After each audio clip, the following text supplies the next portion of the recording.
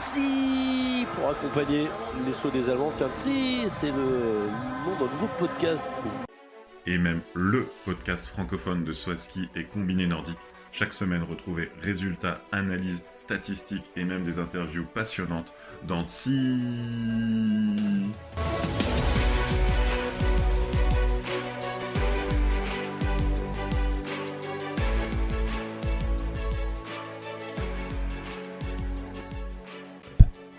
Bonsoir à tous et bienvenue pour ce 48e épisode de Tsi, le podcast francophone de saut à ski et de combiné nordique.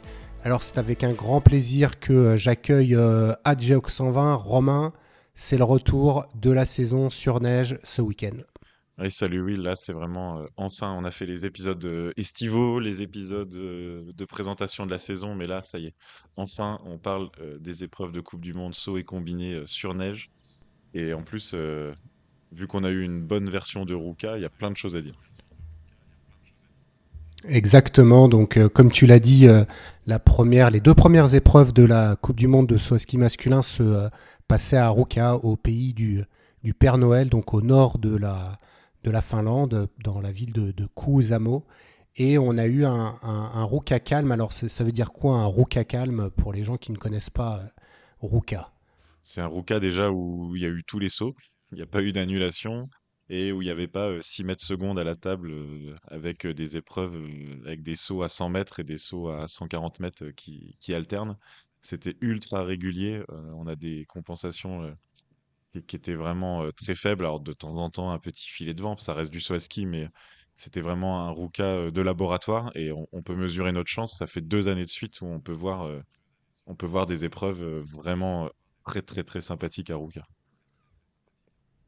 Exactement, et des épreuves qui ont été riches d'enseignements avec, tout d'abord, on peut sûrement commencer par lui. Il y a eu un homme qui a dominé ce week-end avec 2 victoires sur les 2 concours disponibles donc, ce week-end.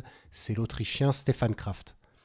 Oui, on le mettait un peu dans notre présentation en comparaison avec son collègue Cho Fénig. Bon, bah, sur ce week-end, il a réglé il a réglé le duel. D'ailleurs, il a réglé tout le monde. Il a gagné les 4 sauts de compétition, les 2 de samedi, les 2 de dimanche. Dimanche, il fait 2 fois 148 mètres 50 sur le HS 142. Il met une vingtaine de points, je crois. 23 points au deuxième. C'était de l'art, quoi. Une accélération en l'air en deuxième partie de vol, à plat comme d'habitude. On a l'habitude avec lui. Des télémarques au-delà du HS. C'était magnifique en plus d'être impressionnant. Ouais, et puis il l'a dit lui-même, je pense qu'il a été surpris par sa performance. Il a dit que ça a été la meilleure compétition de sa vie, qu'il adore Ruka puisqu'il l'appelle le petit Vikersund, et qu'en effet, il a été très satisfait de la fin du vol, c'est-à-dire la partie qu'il aime le plus, lui étant plutôt un voleur. Enfin, il est bon sur tout type de tremplin, mais disons il est plus voleur que pusher au niveau de la table. Et il a été vraiment satisfait. Comme tu l'as dit, il a gagné les 4 manches. Et d'ailleurs, je crois savoir qu'il a battu le record de points pour une compétition sur un HS 140, c'est-à-dire hors tremplin de vol, avec son 188 points lors de la première manche, Ouais, c'est ça. le Oui, dimanche. c'est ça. Et de coup, 363 points au total. Le record de points était de l'ordre de 330 points. C'était monumental. Là, il y avait les bons. On sait avec les compensations, comme il y a eu des baisses de plateforme, il y a eu des points positifs, mais en tout cas, ça vient pas des compensations du vent. Mm. Dimanche, il a 1,8 de compensation en première manche et 0 en deuxième manche. Il y avait juste pas de vent, quoi. C'est magique. Et c'est vrai que les trajectoires de Ex- vol j'avais pas entendu l'interview du petit Vikersund, mais c'est clair qu'on a vu du pré-vol à ski ce week-end. Au-delà de 100 mètres, on voyait vraiment les sauteurs capables d'accélérer et de continuer les sauts très très loin, quoi. Non, exactement. Et c'est vrai que sa performance augure d'une bonne continuation de saison, puisque dans ce même interview, il dit que un deuxième tremplin qu'il aime bien, c'est Lillehammer. Et c'est là où on va la semaine prochaine. Donc, il se pourrait que Kraft, qui a déjà créé l'écart au classement de la Coupe du Monde, on va en reparler sur les autres concurrents, puisse continuer en tout cas à le creuser sur un autre tremplin qu'il affectionne. Oui. Et surtout que derrière, ils étaient nombreux à la bagarre, mais ça n'a pas été les mêmes. On a retrouvé les mêmes noms tout le week-end, mais c'était pas les mêmes sur le podium samedi et dimanche. Donc samedi, c'était la surprise du chef, notre ami Pius. Franchement, nous qui le suivons avec autant de vigueur depuis 2 saisons, on avait de la peine pour lui. Si tu te souviens, l'année dernière, au mois de février-mars, où il était au milieu de classement en COC, et là, ouverture de la saison, deuxième place le samedi, plus vieux sauteur à faire son premier podium en Coupe du Monde. Et puis c'est pas juste une comète, il fait quatrième dimanche. Donc là, on a notre Pius au top. Ouais, et puis enfin, je veux dire, comme tu l'as dit, hein, c'est un vétéran. Il est né en 1990, mais c'était pas quelqu'un qui avait fait beaucoup de podiums. Bah, podium, non, puisque c'est son premier, mais beaucoup de top 10, c'est son 18e top 10 seulement. Donc ça reste quelqu'un qui, comme tu l'as dit, on l'attendait pas du tout. Et il a éclos pendant ce concours du samedi, mais il a été régulier. Comme toute l'équipe d'Allemagne, en tout cas pendant ce week-end. Et c'est vrai que c'est bien aussi pour un sauteur de l'ancienne génération. Et d'ailleurs, pareil, hein, il a eu le droit à son petit interview et il a un peu lancé une pique à, à Handgarer puisqu'il a dit que l'équipe B avait fait un super travail et qu'il était ravi que 2 collègues de l'équipe B se retrouvent sur le podium, que globalement il savait qu'il avait de bonnes jambes parce qu'il avait gagné la Coupe continentale de l'été, qu'il aimait bien le tremplin et d'ailleurs il a toujours bien performé à Ruka, mais que clairement il met en valeur le coach de l'équipe B, qui est aussi le coach de Stéphane Laïeux, qui a terminé troisième. Oui, c'est clair.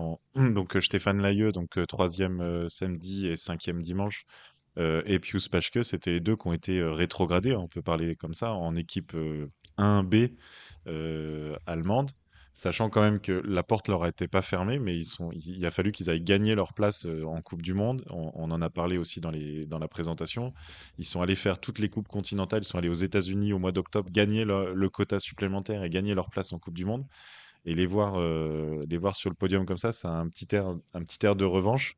Mais on voit que, enfin, c'était toute l'équipe d'Allemagne, hein, parce qu'il n'y a pas d'équipe B qui était meilleure que l'équipe A. Là, je crois que les deux étaient à un niveau incroyable, parce que samedi, les 6 Allemands engagés étaient dans les 12 premiers. Donc la performance d'équipe est monumentale, au point que ça scrutait quand même dans les autres équipes. On voit des interviews de Granerud qui dit on a cherché, on a regardé les sauts des Allemands, on comprenait même pas comment ils pouvaient accélérer autant en deuxième phase de vol. Ça n'a pas l'air de venir de l'équipement, mais là, ça interroge parce que on a une équipe d'Allemagne assez incroyable sur cette ouverture de saison. Exactement, et si on les prend dans l'ordre, donc tu as mentionné Andreas Wellinger, qui pour moi, après Kraft, est celui qui a été le plus constant sur ce week-end, quand bien même il n'a pas fait de deuxième place, puisqu'il a terminé quatrième le premier jour et troisième le deuxième jour. Mais il a gagné la qualif le vendredi, et clairement, après la qualif, on voyait que Wellinger est quelqu'un qui... autant, je ne sais pas ce que tu en penses, mais de voir Paschke et Laïeux dans le top 5 toute la saison, j'y crois moyen. De voir Wellinger aller à la bataille avec les fantastiques qu'on a nommés dans notre pré-saison, c'est possible. Ouais, ouais, je te rejoins là-dessus. Je pense il est capable de jouer. Il l'a déjà fait en fait. C'est plus par le passé. Ça veut pas dire que parce que Mm. l'AIE vont pas faire une bonne saison, mais c'est vrai que Wellinger, c'est lui qui a le plus d'expérience à ce niveau-là, peut-être aussi de la pression d'enchaîner les podiums. Et c'est quand même le leader pour l'instant toujours de l'équipe d'Allemagne. On verra si ça évolue, parce que même un Martin Hamann qu'on attendait beaucoup, qui fait un peu moins bien que ses collègues, il reste, il était très fort. Karl Geiger, qu'on a un petit peu titillé dans notre présentation, finalement, il a fait 2 top 10. Voilà, on va voir s'il y avait un effet Ruka chez les Allemands. Est-ce que c'est les autres qui n'étaient pas prêts? Est-ce que c'est eux qui sont vraiment très forts? Du coup, ça va être riche d'enseignements dès le week-end prochain.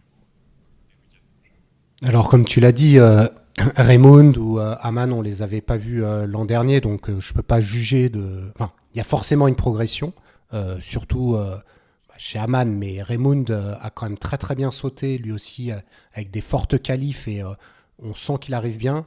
Sur Geiger, je serais plus mesuré. parce que certes, on a deux top 10 et c'est une très bonne performance aussi quand on le compare à d'autres cadors, on va en parler après. Mais Geiger a moins bien sauté que l'an dernier. Donc clairement, je ne suis pas non plus en extase en me disant on a tout de suite dit Geiger va pas faire une bonne saison. Pour l'instant, je ne suis pas plus satisfait que ça. Il est pas non plus dans les meilleurs, quoi. Donc moi, Geiger, je laisse le bénéfice du doute, mais pour moi, voilà, ça, c'est probablement le plus mauvais Allemand actuellement, hein, en étant vraiment très, très, très transparent sur la performance de Karl Geiger. Après, c'est deux top 10. Donc très, très bonne équipe d'Allemagne.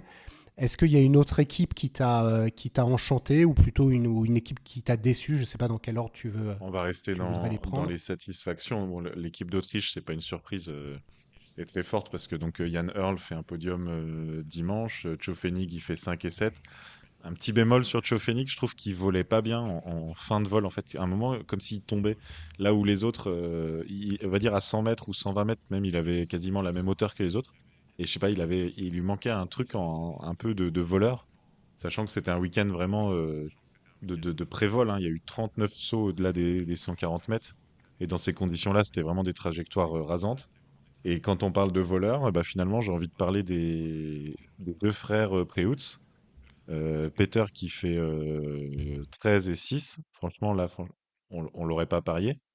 Et même Domen, sans être incroyable, hein, il fait 17 et 16e en ayant ces sauts toujours kamikazes et toujours cette capacité à accélérer sur la fin. Donc, ouais, c'était eux dont j'avais envie de parler, même si c'est pas les champions top du week-end.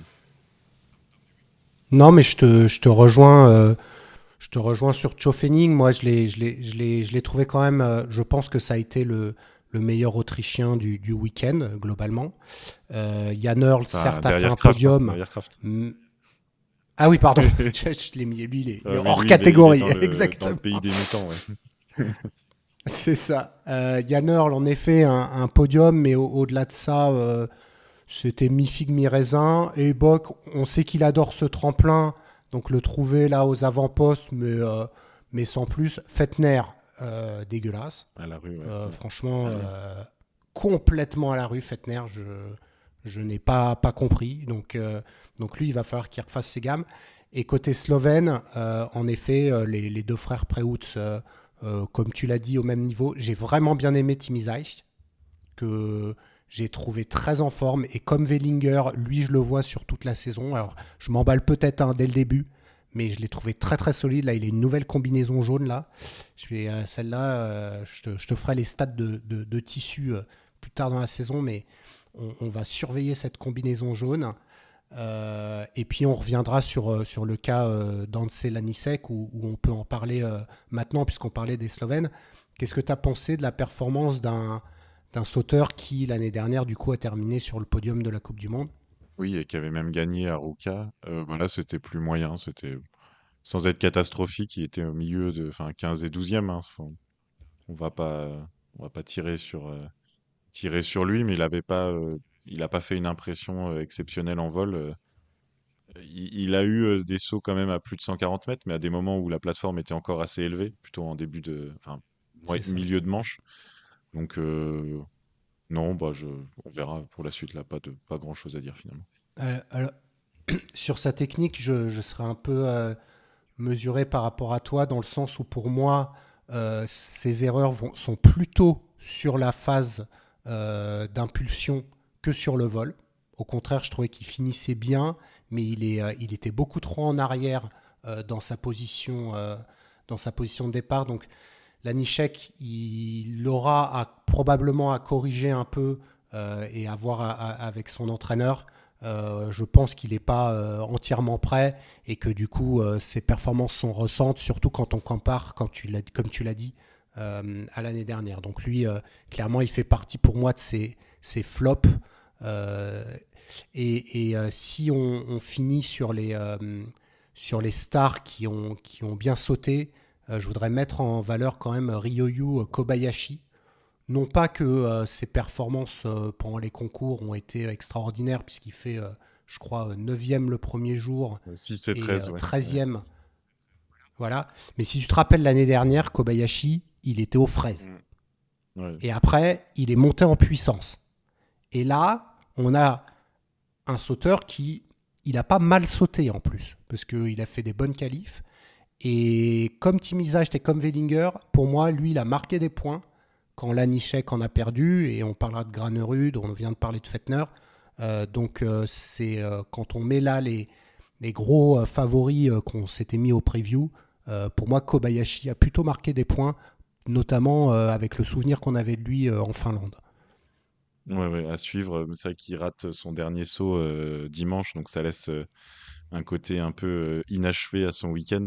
Mais faut pas tout jeter non plus. Et il a du niveau, ouais. Dans les surprises et Ouais, parce cette. qu'il Ouais, était, pardon, vas-y. t'as raison, il était quatrième, il était quatrième de la première manche le Mm. dimanche, et il a fait quatrième de la deuxième manche le samedi. Donc c'est peut-être cette irrégularité qui a pêché pour lui. Ouais. Et dans les satisfactions, donc là, on va descendre dans la liste de résultats, mais on avait quand même vu des points pour deux Américains différents ce week-end, Eric Belchaud et Tate Krantz, né en 2005, hein. Donc il a 17 ans, Ouais, enfin 18 ans, pardon. bah je crois que c'est celui qui a eu les points le plus jeune jamais. Alors, ce que je sais pas si est-ce que c'est plus jeune en âge ou est-ce que c'est plus jeune dans le sens il est né en 2005. Ça, je t'avoue ne pas savoir où est-ce qu'il a mis le En tout record. cas, oui, voilà, en tout cas, c'est certainement le premier 2005 à marquer des points. On Ça, a c'est fait un sûr. pari, Ça, ouais. c'est sûr. Les Italiens, on est obligé d'en parler. Enfin, obligé. On se force pas, mais c'est vrai qu'il y a trois Italiens différents qui ont marqué des points là, et dont Andrea Campreger, donc qui est la petite révélation du week-end, qui marque des points. Alex Insam et Bressadola, on les avait vus l'année dernière, mais bon, fallait être au rendez-vous du début de saison. Et puis trois Finlandais qui marquent des points, dont Antti Aalto, deux fois 18e, donc clairement dans la bagarre. Kito Sao et puis le jeune Kasperi Valto. Voilà, c'était aussi bien de voir d'autres nations performer. Valto, il est de 2003, donc enfin, il était encore junior l'année dernière. C'est un jeune, encore un jeune aussi. C'est ça. Par contre, Bressadola, si tu te rappelles, l'année dernière, c'était son éclosion à Ruka. C'est plutôt un voleur, donc moi, j'ai été plutôt déçu. Je m'attendais à beaucoup mieux. Il est trop agressif dans ses skis. Et d'ailleurs, j'ai l'impression que globalement, c'est la technique de saut des Italiens. Sorte d'agressivité à la domaine. Mais chez Bressadola, elle est clairement pas maîtrisée encore, hein. Il est très jeune. Voilà, toi tu dis qu'il a marqué des points. Moi, je trouve que par rapport à ce qu'on avait vu l'an dernier, parce que je crois que l'an dernier, il avait fait un top 10 hein, Oui, à Ruka. avant Noël, il avait fait un top 10 et il marquait des points, des gros points à Ouais. chaque épreuve. Oui, c'était plus la performance d'avoir trois Italiens dans les points sur le week-end. Ah oui, oui, non, sur l'équipe, Mais oui, ouais, oui, sur l'équipe, en effectivement, effet. je te rejoins, il n'a pas été impressionnant. Et avant d'aller aux déceptions, j'ai mis une catégorie intermédiaire, la catégorie je sais pas trop quoi en penser. C'est nos deux compères de l'été. Deschwanden qui fait 14 et 15 là ce week-end et Zografski, alors 30e disqualifié samedi, mais il aurait été autour de la 15e place aussi et 17e dimanche. Donc en gros, ils sont là, ils sautent pas mal, ils sont dans le peloton, dans les points, mais j'ai l'impression qu'on pouvait s'attendre à mieux, ne serait-ce que parce qu'ils sautent bien, ils volent bien, mais que ça s'est pas concrétisé en résultat. Qu'est-ce que t'en penses? Bah écoute, moi du coup, comme tu l'as vu, j'ai analysé Ruka 22 par rapport à Ruka 23. Quand je prends les performances et les progressions, ils sont deuxième et troisième. Je prends pas les gars qui n'ont pas sauté, parce que je peux pas comparer Campreger, mais c'est Kobayashi qui a amélioré de plus de 10% sa performance, et après c'est Zovgraski 9%, et après c'est Deschwanden 8%. Donc dans cette statistique, on voit quoi? On voit que clairement, ils sont passés à un niveau au-dessus. En effet, si on se dit pas de disqualification, ça les classe, ça les autour de la 15e place. Zografski, pour moi, un peu mieux que Deschwanden. Par contre, ce que je me dis, c'est qu'on a quand même dit, en analysant le Grand Prix d'été, que quand les autres avaient concouru, ouais, c'était pas non plus les deux meilleurs. Donc, est-ce que vraiment tu t'attendais à mieux? Enfin, ok, Deschwanden a fait Là, deuxième de la qualif, mais moi, je m'attendais pas, plus sur la je qualité de m'attendais saut pas à mieux. en lui-même, Zografski qui accélérait bien et donc sur ce tremplin, je m'attendais à ce qu'il puisse voler. Et Deschwanden, bah, il a quand même fait des super sauts. Il fait 146 mètres dimanche, hein, donc il fallait y aller. Euh, Allez, peut-être top 10 plus que top 15, mais oui, t'as raison, peut-être le chipote. Non, non, mais après, faut voir. Moi, je pense qu'on va les retrouver là. Faut ne pas penser que c'est des mecs qui vont faire top 5 de la Coupe du Monde. Mais ils sont là pour faire des éclats. Deschwanden, il l'a dit après sa qualif que c'était ses tout premiers sauts sur la neige. Et que du coup, il sait que quand il saute bien, il peut être sur le podium. Il prend petit à petit. Bon, je pense que lui, il va être content de sa performance, quoi. Euh, du coup, on passe aux déceptions. Si tu veux, est-ce qu'on part sur une déception plus globale de l'équipe de Pologne? Voilà, on a deux nations. Alors, il faut choisir laquelle on commence, laquelle on vilipende le plus. Peut-être la Pologne, je crois que c'était la plus inquiétante, hein, Pologne et Norvège. Mais on va, oui, la Pologne, il y a que Kubaski qui a marqué des points les deux fois.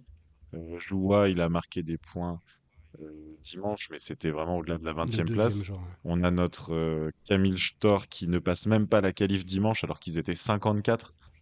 Euh, les Pavel Vacek, Alexander Schnitzol, qui sont pas dedans, quoi. C'était un résultat d'équipe inquiétant. Et en écoutant les interviews, ça commence déjà à jaser en Pologne. Ça va vite dans ce pays-là. À voir tout de suite, voilà, à voir tout de suite, ça parlait de manque de cœur. Enfin, c'était assez bizarre comme analyse. L'entraîneur qui disait que ça manquait un peu de cœur ou de volonté. Enfin, le saut à ski, c'est quand même un sport très technique aussi. Je sais pas si c'est que le cœur. Je vois pas pourquoi toute l'équipe aurait manqué de cœur à Ruka pour l'ouverture de la Coupe du Monde. Pourquoi ils auraient pas eu envie d'être là, tu vois ce que je veux dire? Mhm. Non, bah alors déjà, je pense qu'il y a quelque chose qui a eu un impact, c'est qu'ils ont tous été malades la semaine d'avant. Oui, par exemple, tu vois. Du coup, bon, ça, ils ont été malades, ils ont eu un virus, et moi, Tourne-Bichler, quand je l'ai écouté en anglais, je ne l'ai pas écouté traduit par Di Grazia, je l'ai écouté en anglais. Il parlait plus d'énergie que de cœur. Après, peut-être que ça a été traduit différemment, et que du coup, il trouvait qu'il manquait de l'activité dans la position d'élan, plus qu'il n'y avait pas ce qui fait la force de Kubaski ou de Joua, puisqu'ils sont forts sur petit tremplin, cette explosivité à La l'atteinte. patate, ouais. Par contre, de lui-même, voilà, la patate, comme tu le dis, de lui-même, il se dit que il y a deux choix en fait. Soit ils remettent tout en cause, parce que ils ont quand même travaillé vraiment différemment cet été. Ils ont fait du travail physique en athlétisme. Ils sont partis Chypre. Ils ont fait enfin, tu vois, ils ont vraiment axé leur préparation de façon assez spécifique. Donc soit tu remets tout en cause en disant on a raté deux sauts à Ruka et on fait ça. Soit, et c'est ce qui est prévu, c'est qu'il aille voir chacun des athlètes et au niveau de leurs défauts individuels, de dire ok, ça a été comme ça, à Lillehammer, clairement, tu vas corriger ça, tu vas corriger ça. Donc pour moi, c'est, je pense, beaucoup lié à la maladie, parce qu'on a vu Kobaski, il était, comme tu l'as dit, meilleur le deuxième jour. Bon, après, il n'a pas été extraordinaire, mais si le mec est malade, regarde, moi actuellement, je suis pas au top de ma forme. Bon, bah, je pourrais pas te sauter un HS 142. Donc, je pense que je leur donne le bénéfice du doute et je me dis qu'il y a eu un gros virus et qu'ils ont été tous touchés et puis on tourne la page. Mais après, je comprends qu'en Pologne, ça évite. Hein, ça, t'as raison. Et du coup, bah, donc, rendez-vous à Lillehammer. Surtout Lillehammer, ça va être un petit et un grand tremplin. Donc sur le petit tremplin, il y a des chances qu'on voit les grosses patates des Polonais. En tout cas, c'est ce qu'on espère pour eux. Et donc l'autre nation décevante du week-end, c'est la Norvège. Désolé Will, hein. Va falloir parler d'eux et dire du mal. C'est pas parce qu'on a envie de dire du mal, mais par exemple, il y a des sauteurs. Donc, j'ai envie d'épargner Granerud, 16e, 10e. Tu vois qu'il se bat, tu vois qu'il est pas à la rue. Mais les autres, dur quoi.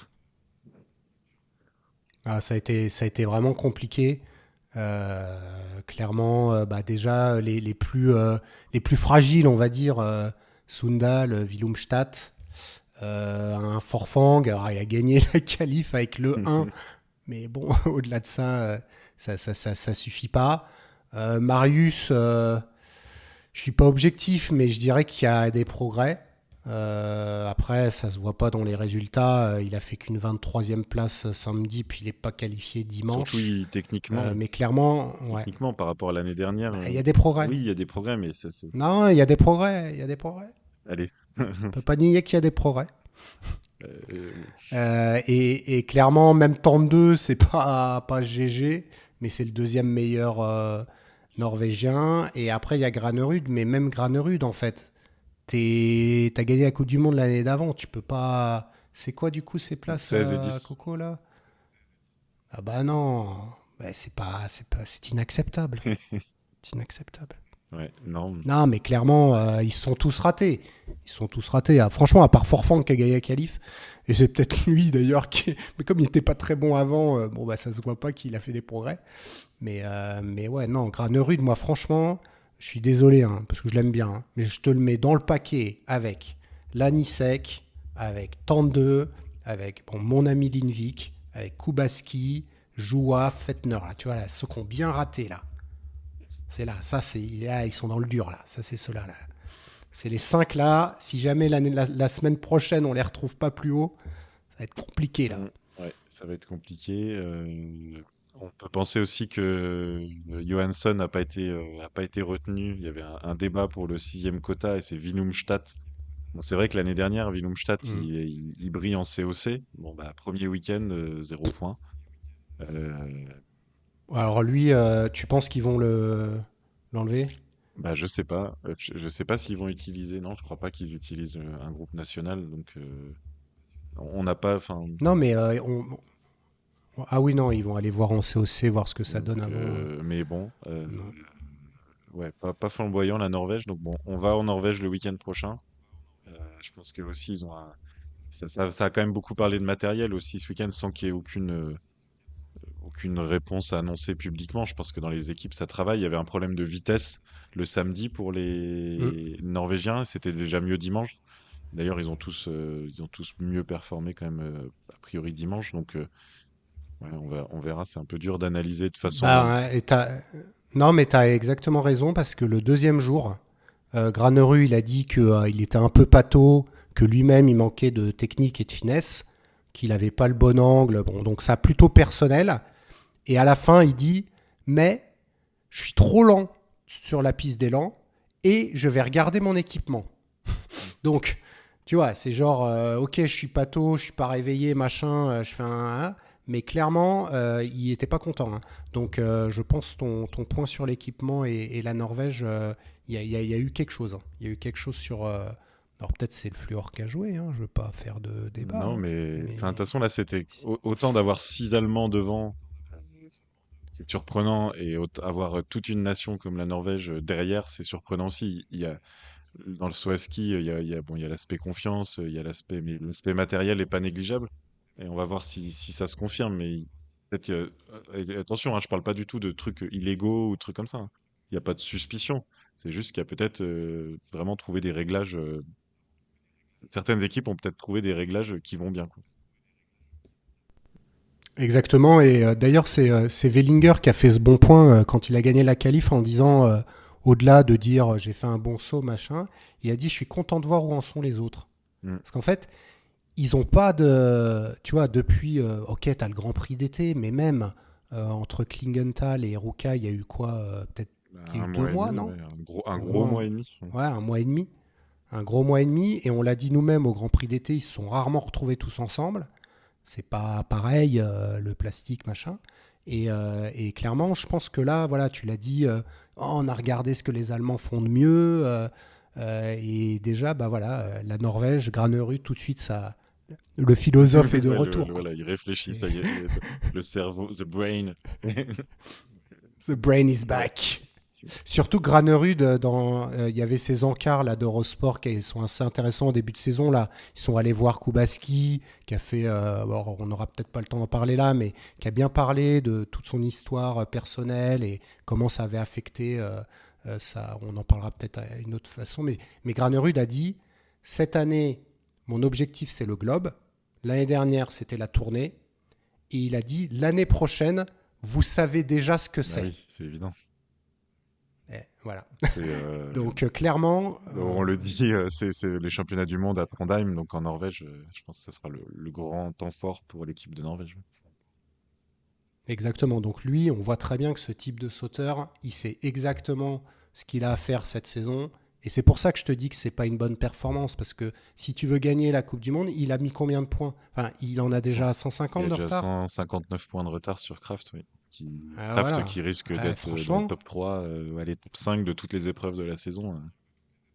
Et- bah ouais, en vol, Granerud, il va pas mettre des claques à Kraft, Mm, hein. mm. Donc là, je peux te dire qu'il est rentré chez lui, il était vénère, le Eh gars, ben hein. écoute, C'était. tu m'offres une transition parfaite vers la rubrique les questions de Tsi pour finir sur ce débrief. Et la première question, évidemment provocatrice. Alors, Will, le globe, est-ce qu'il est déjà joué? Est-ce qu'il est déjà joué? Non, il n'est pas joué. Après, il y en a un qui a mis un KO aux autres. Donc, il faut se relever. Il faut voir comment le mec il a écrasé tout le monde. Après, moi, j'ai tendance à dire que jusqu'à Engelberg, on va donner le bénéfice du doute à tout le monde. Maintenant, on l'a dit nous-mêmes dans ce podcast, il y en a qui ont raté et d'autres qui ont plus réussi. Donc, moi, Kraft, oui, il s'affirme, mais non, c'est pas joué. Est-ce que toi, tu serais d'accord pour Je vais juste t'aligner? dire que l'année dernière à Engelberg, donc après 4 week-ends, on pensait que Kubatski, pardon, je n'y arrive pas aujourd'hui, Kubatski allait gagner largement le globe. Il avait gagné une épreuve sur deux. Il était deuxième quand il n'était pas premier. Et finalement, Granerud est sorti du bois, donc ça incite à la prudence. Après, c'est vrai que quand on connaît le profil de Kraft, qui finit toujours bien les saisons, ça pour le coup, c'est une constante, qui est un super voleur. Je dirais qu'il a, allez, sur du doigt de la main, il en a déjà deux sur le globe. Oula. Ah ouais, t'es, t'es optimiste quand même, parce qu'il saute bien, Haruka, hein. C'est son tremplin préféré, hein. Il saute bien à Moi, je serais toi, Lillehammer, j'attendrai encore un peu, hein. machin, Il saute bien la partout. tournée, Mec, sans podium. voilà, la tournée, il est pas manchot, sauf à, je crois que c'est Garmisch qui lui réussit pas. Après, C'est le on va troisième. faire du vol à ski, Willingen, enfin, deux doigts sur 10, hein, ça veut dire quand même, c'est 20%, donc c'est pas, on vend pas la peau de l'ours, mais je dis qu'il a une bonne tête de vainqueur du globe quand même. Bon, bah écoute, à voir. Du coup, on va se retrouver à Lillehammer, et d'ailleurs, je voudrais en profiter pour vous dire on est sur la ligue de la FIS là, pour les podiums. Là. D'ailleurs, c'est Ayato, hein, qui mène la compète devant Funaki et votre serviteur, puisque Romain, tel un Polonais, s'est vautré Bah, j'ai gentiment. mis Granerud, qu'est-ce que tu veux? Bah, du coup, tu t'es gouré, qu'est-ce que je te dis? Et bon, J'ai mis Kraft. je voulais encore Voilà, quoi. t'interroger aussi. 12 nations ont mis des points ce week-end. Est-ce que c'est parce que des grosses nations comme la Pologne et la Norvège se sont ratées, ou c'est grâce à la réforme des quotas et que ça a offert des places, enfin offert, non, ouvert des places dans le top 30 à plus de pays que d'habitude, et que du coup Sandro Pertillet, là, il est dans sa chaumière en train de se dire, haha, on a bien fait de changer les quotas. Moi, je te dirais que c'est les deux. Puisque d'un côté, le mec nous gratifie d'une qualif à 54. Donc clairement, rentrer dans les 30, enfin je l'adore, hein, Tide France, mais t'es à une qualif à 70, il passe pas, Coco, hein. Donc non, moi je dirais qu'il y a le fait que oui, il y a un champ réduit, et notamment un champ réduit sur des grosses nations. Est-ce que tu rajoutes un Allemand, un Autrichien, bah, t'en as plein qui sortent. Et ensuite, il y a eu des grosses déceptions, des mecs qui n'ont pas mis de points, les Storr, les Fettner, tout ça. Et eux, ils vont pas rester à vie dans les fins fonds du classement. Donc pour moi, ce sera pas la norme. T'es d'accord? Oui, je pense rien à rajouter. En tout cas, c'est bien d'avoir 12 nations. Si Ipsioglou avait été un peu meilleur, on aurait pu avoir 13 pays qui marquent des points. Bon, c'est varié. On espère avoir un drapeau bleu-blanc-rouge qui rentrera dans le classement aussi dans les semaines à venir. Donc, allez, on va donner le bénéfice du doute aussi à cette réforme. Et alors, dernière question, toujours aussi en mode tu préfères attendre fin novembre, donc attendre tout l'automne pour voir du saut à ski, mais c'est à Ruka, il fait nuit, c'est de la neige, c'est vraiment l'hiver, ou avoir des épreuves début novembre, donc du coup on est content, ça démarre tôt, mais c'est à Visla sur du plastique. Moi, je pars du principe que tant qu'on n'a pas un réchauffement climatique qui nous oblige à faire une bonne partie de la saison sur plastique. Quand je dis bonne partie, ça veut dire tout le mois de novembre, ou au moins jusqu'à Engelberg, et qu'on commence à avoir des mois d'avril, de mars, là, genre les chaunards de combiné nordique, là, où on y va sévère. Il faut qu'il y ait une coupure entre l'été et l'hiver. On a toujours vécu ça, mais c'est parce que je suis un ancien, hein, tu vois. Peut-être que les nouveaux, ils vont se dire, ah, il faut des saisons énormes, mais je trouve que là, ça va. Il y a 32 concours, on est bien, quoi. Et franchement, c'était top, là, à Arouca. Il faisait, comme tu l'as dit, il faisait calme, il y avait de la neige, enfin, c'est ce qu'on aime, quoi. C'est Arouca, quoi. On démarre à Arouca. Après, s'ils veulent démarrer 15 jours plus tôt, je veux bien, mais non, Visla, on n'avait pas trop aimé, d'ailleurs, hein. Ouais, non, là, c'est vrai que c'était l'hiver qui commençait, la saison qui commençait vraiment. Je te rejoins. C'est vrai qu'on a envie que ça commence la saison. On est tout le temps pressé, mais savoir attendre, ça donne encore plus de saveur, on va dire. Et moi, je vais te poser une question controversée aussi. Euh, Il y a l'entraîneur polonais chez les filles, Rodlauer, donc. Est-ce que les filles polonaises vont mettre plus de points que les garçons polonais à Lillehammer par rapport à ce que les garçons polonais ont mis à Ruka? Non, les hommes polonais marqueront plus de points malgré tout parce que Non, non, mais ils ont déjà mis leurs points, eux. Eux, ils ont déjà mis par leurs rapport à points. Ruka, les Eux, 28 c'est points, fini. 28, Oui, oui. 28 Voilà, points. les 28 points. Est-ce que Est-ce que les femmes, je crois qu'il y a 2 concours, il faut quand même le même nombre de Nicole concours, hein. Panderla et puis et son acolyte, j'ai oublié. 28 points, non, à cause du nombre, elles sont pas assez nombreuses. Je pense que les hommes vont faire mieux, mais il y a pas de quoi, il y a pas de quoi être très fier, on va dire, dans les deux cas. Mais on Écoute, vérifiera, par on contre, ça c'est vérifiera. clair. On vérifiera. Voilà, donc la semaine prochaine, Lillehammer pour tout le monde. Et notamment, donc il y a, tu m'as envoyé l'info, Valentin Foubert qui est sélectionné pour l'équipe de France. On pensait à 2 Français, il n'y en aura qu'un. Alessandro Badbi n'a pas été retenu. Il sera en Conti, j'imagine. Je ne sais plus où elle est la À Conti. Lillehammer le week-end d'après. À Lillehammer, ben voilà. Et voilà, un tremplin que t'es pas fan, mais bon, tu vas te. Si, C'est en plutôt dans la décembre, en saison, donc décembre, ça va. C'était en pendant le décembre ça Roer. va, d'accord. En décembre, c'est l'hiver, on est Ouais. content de le trouver. C'est plutôt en mode Roer. Et puis j'aime bien ce week-end avec. D'ailleurs, donc c'est le début aussi de la Coupe du Monde féminine. Dans la foulée de ce débrief, 24 heures après, on mettra en ligne la présentation de la saison féminine de Coupe du Monde. Et donc c'est aussi le début des femmes. Et j'aime bien ce week-end en mode une épreuve sur le petit tremplin samedi, une épreuve sur le grand tremplin dimanche. Ça peut donner un peu à des comparatifs. On s'était beaucoup amusé chez les filles l'année dernière à voir les différences, mais on en observera certainement aussi chez les hommes. Donc ça va être un week-end prometteur.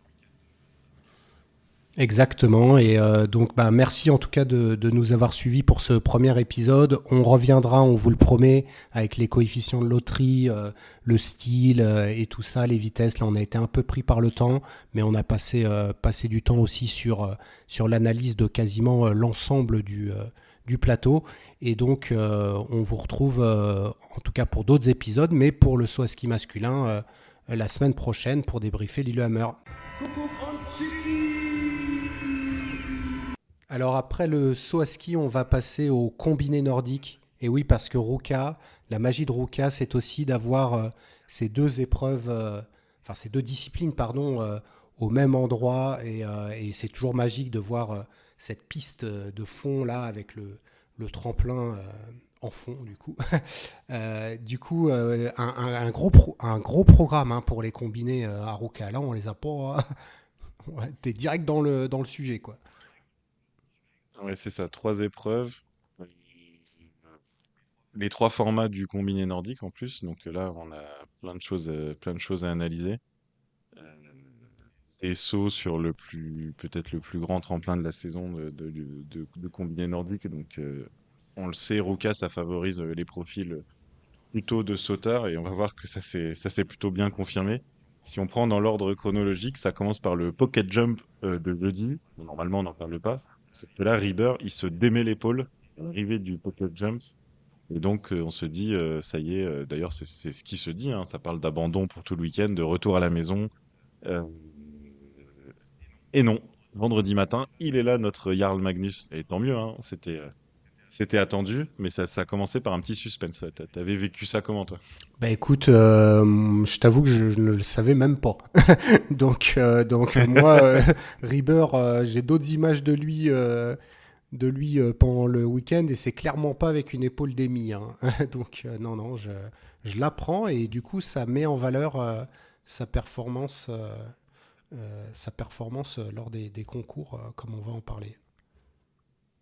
Ouais. Et donc, vendredi, premier compact de l'histoire du combiné nordique.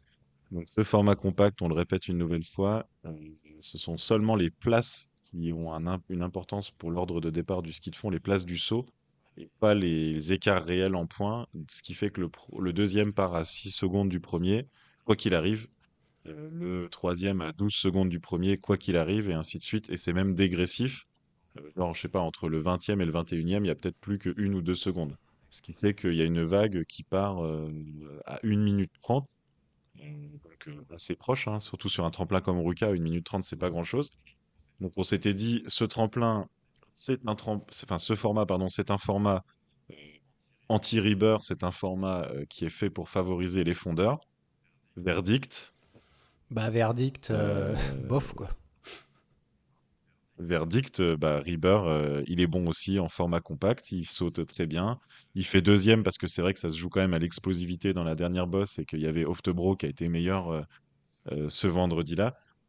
Mais le mode anti-Rieber, d'ailleurs, c'est pas juste un mode anti-Rieber, on peut remarquer que les 5 premiers du saut sont dans le top 6 du format compact au final, Ouais, exactement. malgré cette règle qui nivelle les écarts. Donc finalement, bah, c'est une épreuve de combiné nordique plutôt classique, on va dire, pas un scandale du tout. Non, non, alors j'ai envie de te dire qu'Oftobro, il est quand même parti du coup avec 16 secondes de retard sur Rieber.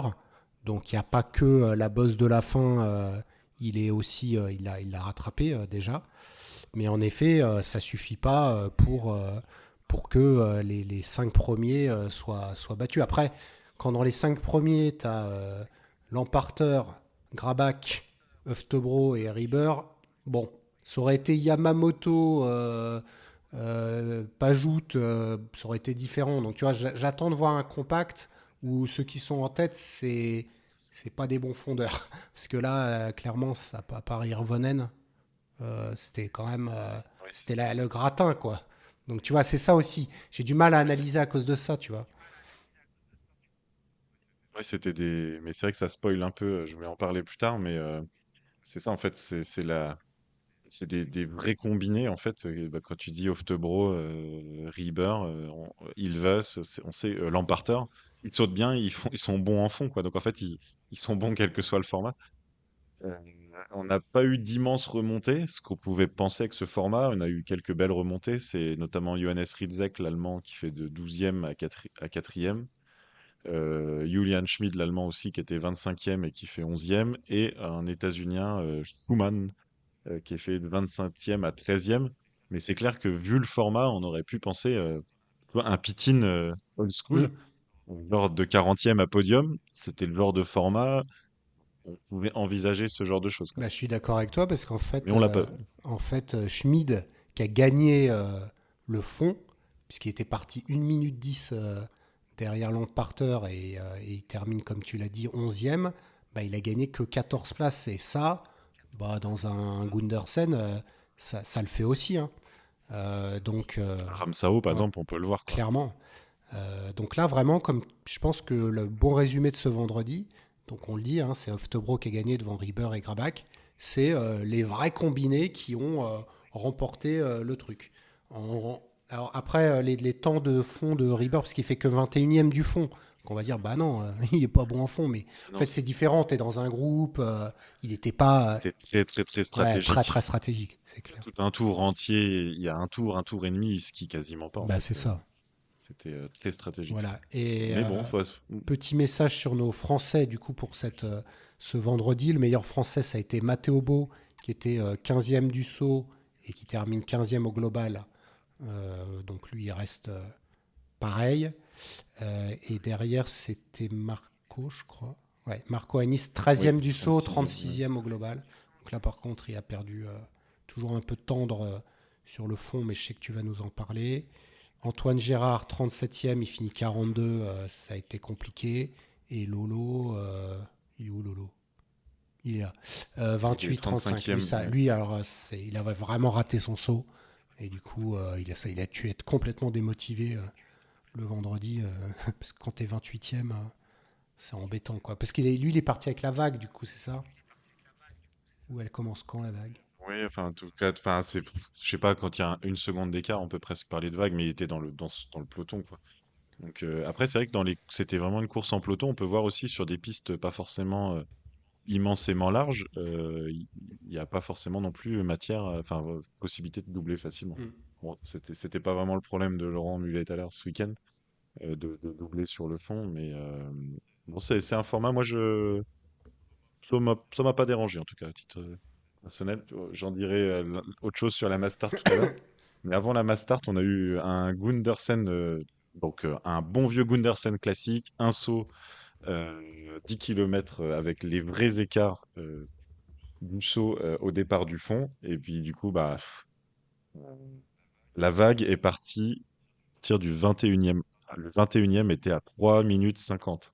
C'est énorme les écarts qu'on a eu cette année à Ruka, parce que les conditions étaient bonnes, parce qu'il pouvait y avoir de l'élan, et parce que devant, c'est des avions en saut. L'emporteur saute très très bien, mais Rieber, injouable, quoi, complètement injouable.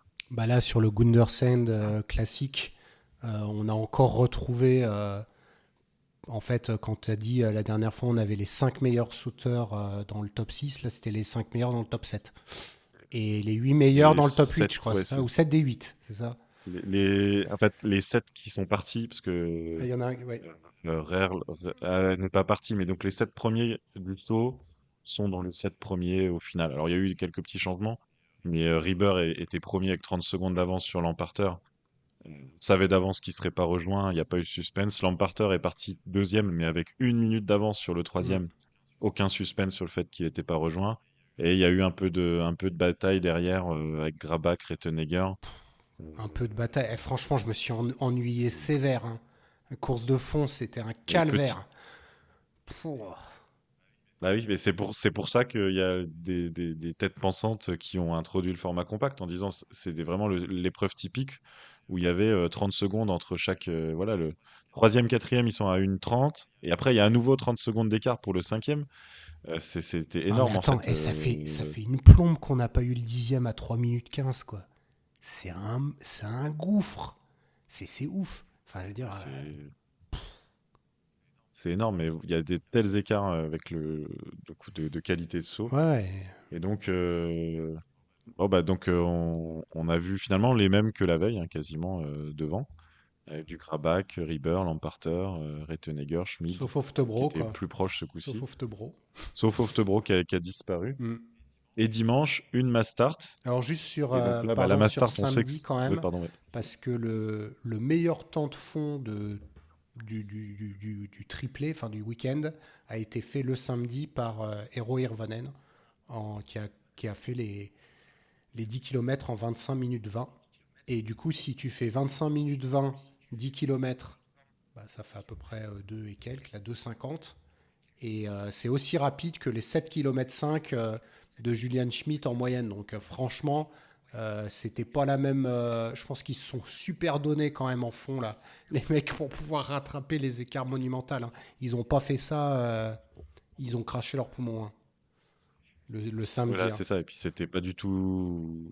Enfin, il y a eu une vague, mais c'est vrai que ça s'est vite dispersé. Vincenz Geiger, par exemple, le gros fondeur, qui part 22e à 4 minutes 09. Enfin, c'était énorme. Et, euh, et qui reprend du temps hein, techniquement sur Rieber, mais il remonte que 13e. C'est normal, les écarts étaient tellement Mm. importants. Et par contre, dimanche, sur la Mastart, donc tout le monde part pour 10 km de ski de fond. Et on arrive avec 13, 13 coureurs euh, en quelques secondes, ce qui fait l'équivalent 13 coureurs en 1 mètre au tremplin. Autant dire, on a vu une épreuve de saut à ski. En fait, là, pour le coup, c'est une négation du combiné nordique, quasiment, le format Mastart comme ça, avec pas d'écart sur la piste, parce qu'en fait, il y a tellement pas d'écart. Rieber, il sprinte même pas, je suis désolé. Il pouvait la gagner, hein, les courses de fond. Il laisse Geiger gagner, mais il sprinte pas. Il sait, oh tiens, c'est Geiger.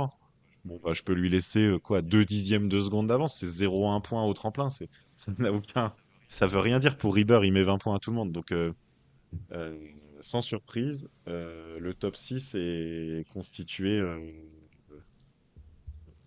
enfin, des premiers du saut, quoi. Il y a que Röhrl qui est dans les premiers du saut qui était un peu loin. Sinon, tous les autres, c'était vraiment. Ils étaient bien au chaud dans le peloton de tête, dans le top 10 du ski de fond. Et puis, bah, il a suffi qu'ils fassent un saut. Et là, quand même, on est obligé de parler du saut du week-end de Jarl Magnus Rieber à 153 mètres 50. C'était énorme. Bah là, moi, il m'a fait flipper, hein. Mais après, il a même pas touché. Donc, il a eu un 13 du juge C et un 13,5 du juge D, là. Je sais plus quelle nation c'est, mais il était monumental. Il a écrasé le truc. Du coup, il a mis 20 points d'avance sur Lamparter, qui est pourtant le deuxième meilleur sauteur du week-end. Et c'est vrai que là, les cinq sauteurs, Rieber, Lamparter, Ettenegger, Ilves et Grabach, ça a été les 5 meilleurs sauteurs du week-end. Mais là où je te rejoins pas trop, où tu dis que c'était une épreuve de saut, en fait, oui, mais leur place à ces 5-là pendant l'épreuve de course, c'était dans le top 10. Donc en fait, on revient à ce qu'on a dit sur le compact, c'est qu'il n'y a plus de différence en fait. Les mecs, c'est les meilleurs, ils sont meilleurs en fond, en course. Grand tremplin, du coup, vas-y, je te fous 3 minutes d'avance. Hirvonen, il a beau essayer de revenir comme un lapin, ou Geiger, ça marche pas. Et là, clairement, si ça commence à créer comme ça deux fusées entre les très forts, bah c'est bon, maintenant moi je suis fort partout. Donc Ilka Aerola, tu vas être obligé de te remettre au tremplin parce que de toute façon tu me battras pas sinon. Enfin là, ils sont injouables. Si les mecs, déjà si Grabach commence à sauter, bah, le monde a beaucoup changé, tu vois, déjà. Oui, bah, Grabach, troisième du saut sur le week-end. Ouais, Ça, c'est la stat incongrue du week-end. Le troisième meilleur sauteur du week-end, c'est Jürgen c'est Grabach. ça, et au lieu d'être le meilleur fondeur, il est genre sixième, quoi. Voilà, Huitième, c'est ça. ouais, voilà. Non, la seule chose qui change pas, c'est Johannes Rudzack qui ne sait pas sauter et puis qui fait du front. Ça, c'est bon. Ça, c'est immuable. C'est écrit dans la pierre. Ouais. Et Geiger, franchement, Et a pas Geiger, bien un sauté. peu décevant. Ouais, Il sautait mieux avant, hein. non, pas bien sauté. Non, là, techniquement, parce que là, ils sont très bons, les Rieber, tout ça, mais là, techniquement, les Allemands, Si, enfin, pas les Allemands, faut pas généraliser, non, mais mais Terence Weber, Weber était très bon. Terence Weber, je l'ai trouvé bon au saut. Mais en tout cas, ils étaient fermés. Enfin, il y a pas d'accélération en l'air. Ils tombaient, quoi, hein. Les Geiger, là, Bah, il c'était pas chouette. faut qu'ils aillent voir leur compère du saut, quoi, pour apprendre un peu Oui, c'est clair. les techniques, hein. Mais Mais oui, en fait, la conclusion de ce week-end, c'est vraiment qu'on a des combinés extrêmement complets qui sont devant maintenant, qui sont devant donc, au tremplin et qui jouent également devant sur le ski de fond. Et c'est- enfin, moi, j'aime bien ce côté-là. C'était aussi un peu le profil d'un Eric Frenzel. C'était ça aussi, Jason Lamy-Chapuis. Là, on a l'impression que maintenant, il faut absolument être comme ça. Il y a plus de place pour un gros fondeur. Alors, c'est le tremplin le plus gros du week-end, hein. Enfin, de la saison. Donc, on verra aussi à Lillehammer sur le petit tremplin samedi si ça change les choses, ou Ramsau sur le tout petit tremplin. On aura des courses un peu différentes, certainement. Mais on a vu vraiment des combinés très complets jouer devant. Et j'ai adoré le niveau de saut de Lamparter. Enfin, s'il n'y avait pas Rieber qui, comme tout à l'heure, avec Kraft en catégorie mutant, le week-end de Lamparter est incroyable en fait, hein. Il est très très bon. Il fait 1-1, 1-2-2 au tremplin. Il skie vraiment bien. Il est juste tombé sur un Rieber bah, personnique. en fait, c'est sa course de fond du vendredi qu'il le met dedans. Parce qu'il fait 2 fois deuxième des autres concours. Il gagne le saut vendredi. Et du coup, bon, comme c'est un compact, il les a dans le dos. Mais je pense qu'il a été moins malin que tu sais, un peu comme avant, là, Kito Watabe, là, qui faisait le lièvre, là. Il est moins Oui, malin. c'est ça, il a trop. Et Ouais, les Norvégiens, à chaque fois, ils le déposent à la poste, dans la à la dernière dernière bosse. bosse, là. Là, le Oftebro, Rieber, Grabach, s'ils s'y mettent tous les trois, il n'y a que Rudzek qui a suivi, bah, c'est normal. Lui, et Hirvonen, parce que c'est des très bons niveaux de fond. Mais le pauvre Lamparter. Donc, mais clairement, comme tu l'as dit, là, on a, donc pour redire leur nom, hein, Rieber, Lamparter, Grabach, Stéphane Rettenegger, qui est un peu nouveau, mais du coup, on en a parlé l'an dernier, Ilves, et on va remettre Oftebro et Julian Schmidt. Voilà, les 7 là, c'est du costaud, mais vraiment très, très, très costaud. Et pour moi, tu as, comme tu l'as dit, Rieber, Lamparter, Grabach au-dessus. Tu as ensuite les 4 autres. Mais si ça pouvait rester comme ça toute la saison, on va se faire plaisir, hein. Ouais, surtout qu'on voit enfin, du coup, au classement général, donc il y a un nouveau barème. Le barème FIS classique n'est plus valable. Donc les points pour 40 athlètes, donc ça a son importance en fin de classement. Mais c'est surtout que c'est beaucoup plus resserré devant. Avant, le premier était 100 points, le deuxième 80 et le troisième 60. Aujourd'hui, c'est le premier 100 points, le deuxième 90, le troisième 80. Ce qui fait que on a un classement qui on a encore assez resserré après ces épreuves, ces trois épreuves.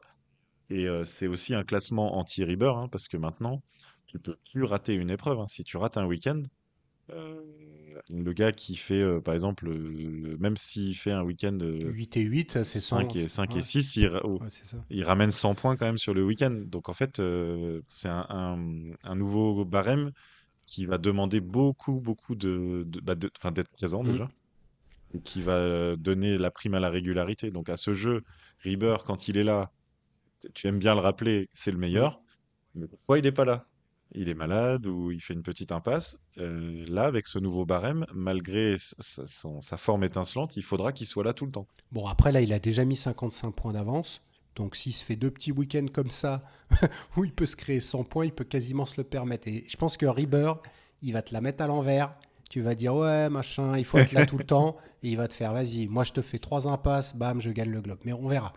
On va voir. Mais c'est vrai qu'on l'a vu dans les points. Ben, d'ailleurs, Marco Hainis, du coup, a mis des points dans les trois épreuves, avec quand même une belle 18e place lors du deuxième jour. Et il a déjà 47 points après trois concours. Donc il est 26e de la Coupe du Monde. Grosse progression. Et Matteo, bah, lui, il est 16e avec 90 points. Il a fait 15-15-18. Donc plutôt stable. Mais il a moins bien sauté que l'an dernier puisqu'il faisait partie des tout meilleurs.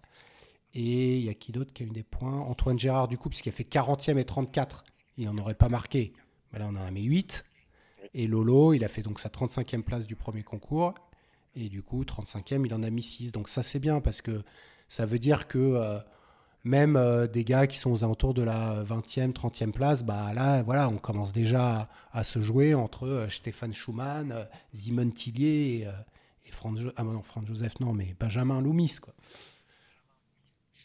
Ouais, alors je vais reprendre un par un là, les combinés français parce qu'il y a beaucoup de choses à dire sur ce week-end. Donc, c'est vrai que le tableau général est quand même beaucoup moins bon que le Ruka 2022, ça c'est clair, et même que la fin de saison qui était très bonne avec des top 5 à la chaîne et des top 10 à la chaîne pour Matteo et Lolo Muller. Individuellement, Matteo Beau il a refait exactement comme la saison dernière. Le classement du saut de Matteo, c'est son classement final, à une ou deux places près. Et donc, bah là, il était plutôt autour de la 15e. Il fait au tremplin 15e, 13e, 20e. Et donc, en fait, il fait à peu près ces classements-là. Il fait 15e, 15e, 18e aux épreuves. Donc, en fait, Matteo, il est un solide fondeur. Il fait pas d'écart en fond, mais c'est pas de reculer non plus. Donc, maintenant, ça va jouer sur le niveau de saut. Si, on le voyait très frustré en bas du tremplin. Il en a parlé aussi sur les réseaux sociaux. S'il y a un petit quelque chose en plus qui fait rentrer dans le top 8-10 au tremplin, bah, il fera certainement des top 8-10 au classement des épreuves. Donc pour l'instant, on va dire que c'est plutôt un niveau de base solide et qui demande à être un peu amélioré sur le saut pour Matteo Beau.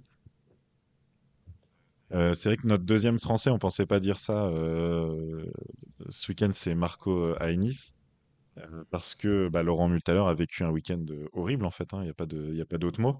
L'année dernière, en fin de saison, il enchaîne les top 5, il fait son podium à Chonard, et là, il rentre, donc tu l'as dit, 35e une fois, 40e du saut sur le Gundersen de samedi, donc il prend même pas le départ de l'épreuve de fond. Je crois qu'il était à 5-6 minutes. Enfin, c'était rédhibitoire.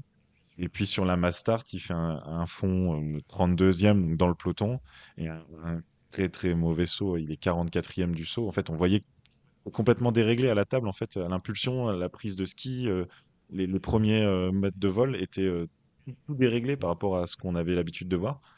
Nous, on l'a vu sauter cet été. On n'a pas eu cette impression-là sur les épreuves françaises. Donc, est-ce que c'est un mauvais feeling de Ruka ou est-ce qu'il s'est passé quelque chose techniquement? On va voir, mais enfin, c'était dur à voir, quoi, de voir Laurent Mullet tout à l'heure autant dans le dur. Je sais pas ce que tu en as pensé. Bah non, je suis d'accord avec toi parce que en termes de comparaison par rapport à l'an dernier, c'est sûrement celui qui a le plus d'écart en négatif. Du coup, je suis la même analyse. Est-ce que c'est un phénomène Ruka ou pas? Donc heureusement que la prochaine épreuve arrive assez vite pour pouvoir sortir de ça parce que clairement, première épreuve avec... Parce qu'ils n'ont pas eu de Grand Prix d'été, les combinards, c'est ça? Bon, ils n'ont pas fait... Si, il y a Si, eu un bah si, truc. ils ont eu leurs quatre Ah oui, les épreuves quatre là, épreuves. Oui. mais c'était Ouais, correct. C'était pas c'était pas flamboyant, mais flamboyant. c'était correct. Là, il y a un truc qui s'est passé. euh, Bah écoute, on verra dès le week-end il prochain faut- ouais. à Lillehammer. C'est vraiment un tremplin complètement différent. Donc là, tu sauras si c'est de la tendance ou pas, quoi. Et donc notre deuxième français, parce que j'ai fait un petit aparté, donc c'est Marco Hainis, effectivement 26e, donc ça c'est correct. Je me suis amusé à analyser son week-end de l'année dernière et son week-end de cette année pour voir, surtout à l'antenne sur Eurosport, ils ont parlé de 1 minute gagnée en fond.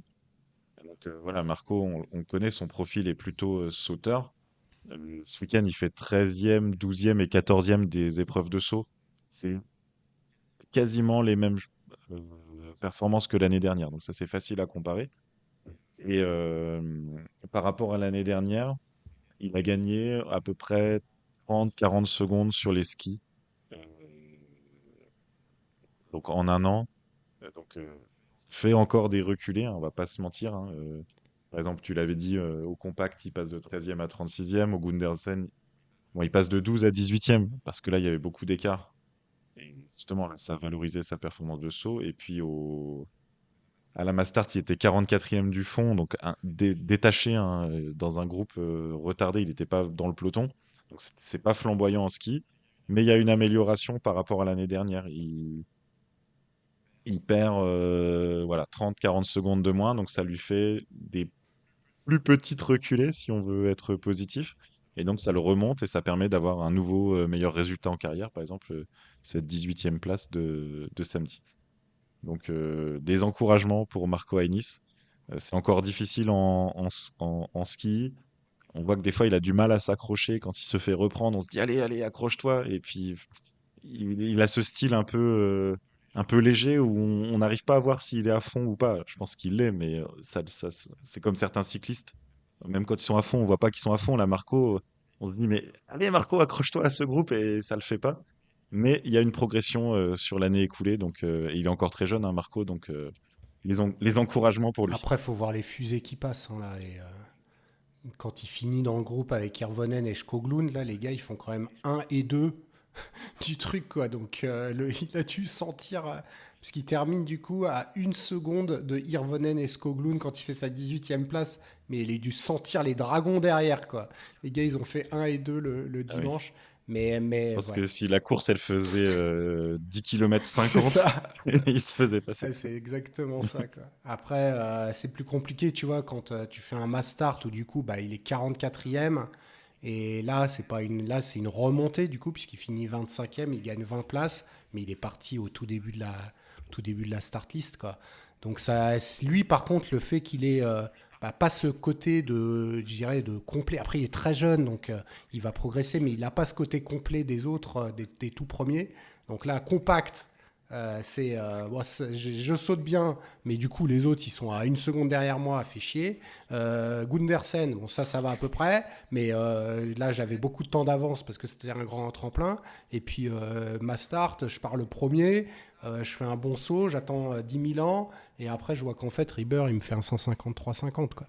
Donc, je pense que c'est Ouais, mais frustrant. Mastart, tu vois, il y a des profils, par exemple, Mario Zeidel, bon là, il est pas là en ce début de saison, il a fait une pause, mais ou un Franz Joseph Röhrl, ils sont clairement largement meilleurs en saut qu'en Mm. fond. Mais il y a ce côté morpion, c'est genre, je m'accroche jusqu'à la mort. Ouais, c'est ça. euh, et puis jusqu'à ce que ça cloque, mais des fois il s'accroche un tour, deux tours, et du coup ça permet d'être plus haut dans le Mm. classement. Sur une Mastart, là, Marco, il est 44e à 30 points, mais c'est pas que j'ai plus le classement en tête. Mais il est vraiment loin dans la Mastart. On peut espérer, même pour un moins bon fondeur, s'accrocher le plus possible dans le groupe de tête, même en fin de groupe, le plus longtemps possible pour aller être je sais pas, on s'en fiche de la place en Mastart, mais être 30e à 10 secondes ou 40e à 1 minute, parce qu'en fait, au moment où ça claque, c'est un élastique qui claque et ils perdent tout de suite un gros écart. Bah, ça change tout parce que là, sur la Mastart, par exemple, s'il avait pu rester dans le groupe, peu importe si c'était que 5 places devant ou 10 places devant, c'était surtout le temps lui aurait permis d'être largement meilleur au Je final. pense Donc, je pense que le dimanche, il était quand même fatigué de la veille parce qu'il fait sa meilleure perf de la saison. Donc clairement, il a dû se battre là pour pas se faire doubler par les deux Morphales. Donc oui, je suis d'accord avec toi, mais quand même, il est deuxième meilleur français. Je trouve que il mérite quand même de. Bon, il a fait un très très bon week-end. Il est super jeune. C'est l'avenir du combiné nordique, hein, clairement chez les Français avec Matteo. Donc de bonnes choses à voir pour Marco Anis dès Lillehammer. et puis donc le quatrième français, Antoine Gérard, c'était remarqué, bon, c'était aussi très dur au tremplin, mais il y avait vraiment des bons temps de fond. Le compact, c'est dur à voir parce que s'il y avait un effet de groupe, mais il est 19e du fond sur le Gundersen et 19e de la Mastart sur le ski de fond. Donc, voilà, si le niveau de saut se remet en place, il y a des choses à jouer dans les prochaines semaines. Ouais, lui, clairement, c'est l'équivalent de Marco en saut, hein. C'est-à-dire que il est entre la 40e et la 50e place en saut et du coup ça lui donne un désavantage trop important en fond. Donc à voir à Lillehammer, lui il sera avantagé par le fait que c'est un tremplin moins grand et du coup il peut espérer de faire plus de points que ceux qu'il a fait ici à Ruka. Pour finir, est-ce que tu as un ou deux noms inhabituels qu'on voyait pas les saisons précédentes que tu as relevés sur ce week-end un peu comme des nouveaux challengers ou nouvelles peut-être pas des révélations mais en tout cas voilà des nouveaux noms. Bah écoute, moi j'ai bien aimé David Marr. Je sais plus si on dit Mac ou Marr, mais je dirais Marr. Marc, Parce que ouais. franchement, il a été très très costaud. Je crois qu'il fait deux top 10. 12, ouais, 12, 9, Ouais, 9. voilà. 12-9-9 avec des formats vraiment différents. Il a 23 ans, donc même année que les jumeaux Rettenegger là. Donc lui, clairement, c'est. Bah ouais, je me rappelle pas l'avoir vu si bon l'année dernière. Donc je dirais lui. Il était très bon en COC, Ouais. hein. Mais c'est la première fois qu'il a vraiment je pense qu'il aura durablement sa place en équipe Coupe du Monde. Et j'ai bien aimé Schumann sur les skis, moins sur le saut, mais globalement, franchement, en ski, c'est clairement un des 5 meilleurs fondeurs actuellement, l'américain Schumann. Je ne sais pas exactement finalement la meilleure performance qu'il fait, mais ouais. Il fait 13e sur le Ouais, compact voilà, c'est mes deux. et 26e de la Mastart. Donc, ouais, c'était un bon week-end des États-Unis. D'ailleurs, on en a parlé en saut spécial.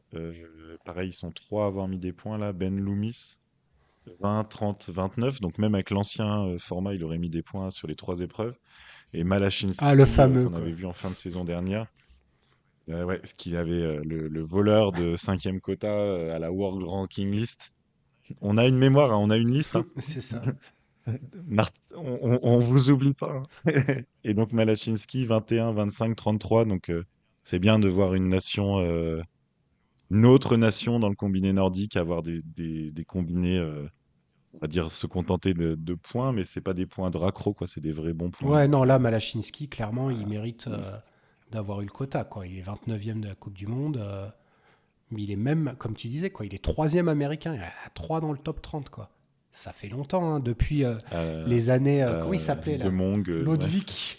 De Mong, Lodvig, ouais, voilà. Ludwig Fletcher. Il n'y avait pas un qui s'appelait Fletcher aussi? Et si, c'est les deux Le frères frère Fletcher. Et Fletcher. au classement des nations, justement, les États-Unis, ils marquent quasiment autant de points que les Français sur le Oh la week-end. vache. Les Estoniens, bah, surtout avec Ilves, sont devant la France. Là, la Finlande, évidemment. Et du coup, ça se joue devant. C'est les Norvégiens qui ont mis le plus de points. Et les Allemands, finalement, sont pas si loin que ça. Mm, Ils ont fait beaucoup moins de podiums, mais ils ont la force du nombre, on va dire.